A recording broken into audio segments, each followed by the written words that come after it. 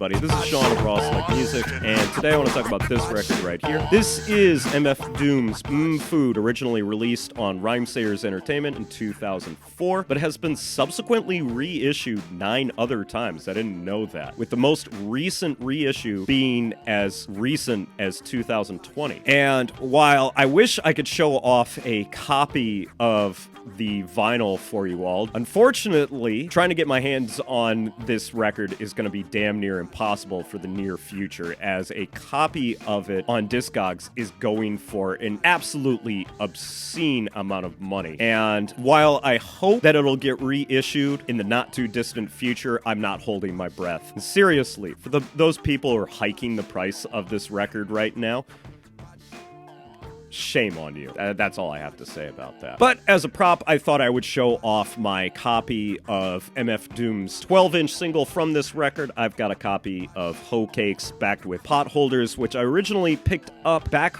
when the album came out, and this was one of my very first exposures to the man's music. And the reason that I wanted to highlight this record in particular was, while I know that Madvilliany is the superior record, Food still holds a special place in my heart as it being my favorite Doom project. And today I wanted to talk about why, if you've never checked this record out for whatever reason, why you might want to give it a listen. So with that being said, yeah, let's talk about this guy.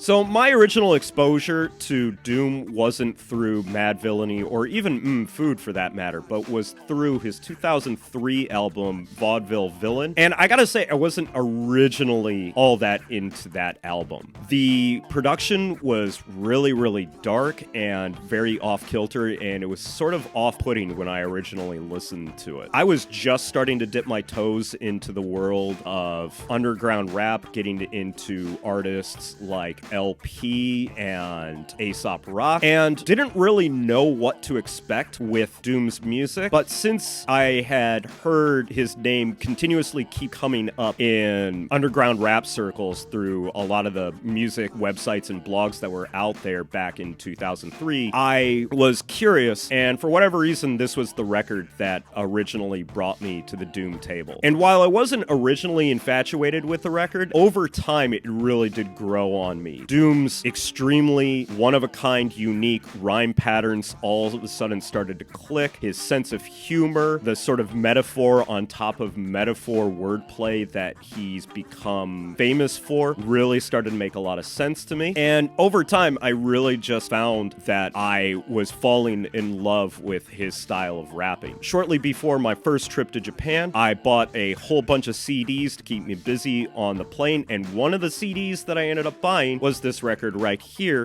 Food.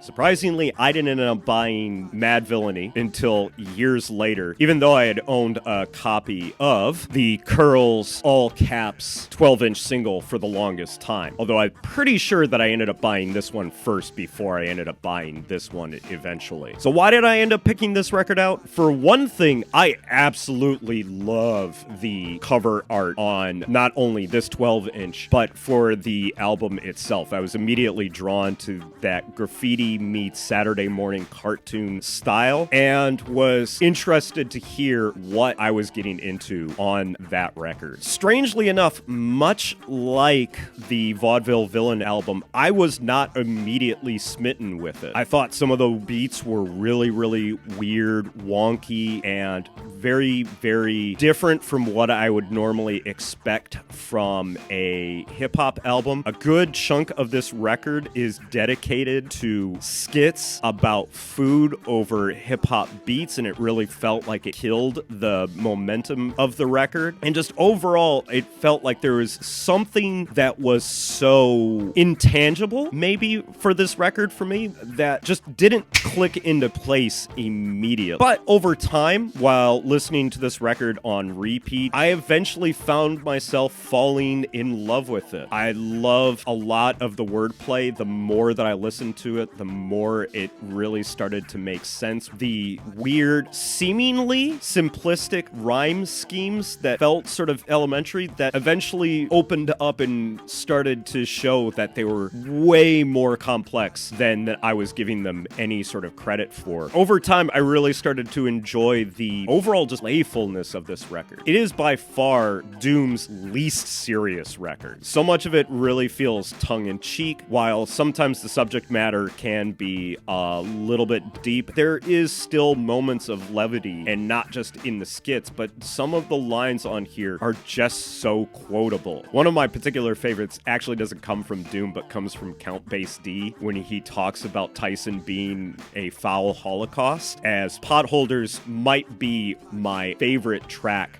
from this record. And then my other particular favorite highlight from this album, the track Rap Snitch Knishes, has one of the craziest beats with one of the greatest rap choruses of all time. Over time, I really found myself falling in love with this record. And what I think really helps this record stand out amongst the rest of his catalog is the majority of the production being handled by Doom on here. And one of the things I don't think I really appreciated when I first listened to this record, but over time as I started to kind of understand and better appreciate the whole world of beat making, was just how influential a lot of the beats on here actually are. Most of the beats on here are just simply ingenious chops. Whole lot of loops. It really does feel like, as Doom has talked about in a few of his interviews, a lot of the beats on here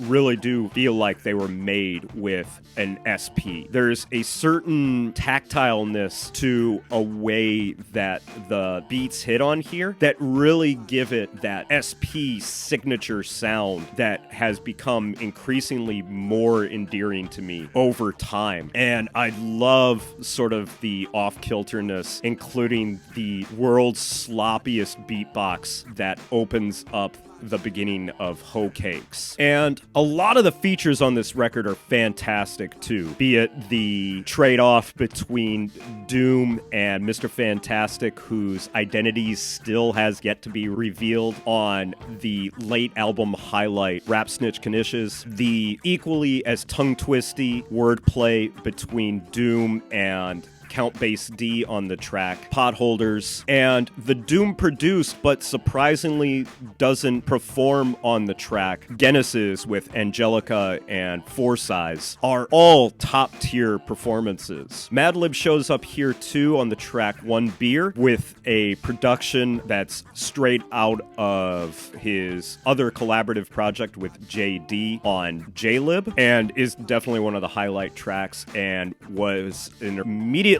striking moment as soon as I heard this record right here, which, if you haven't checked, I did a review on it on this channel years ago. You can go give that a watch over here. And Doom himself turns in a top tier performance. So many quotable lines, so many memorable moments, great flows, a great flow to this record in general. This record to me just feels like Doom at his most doomiest.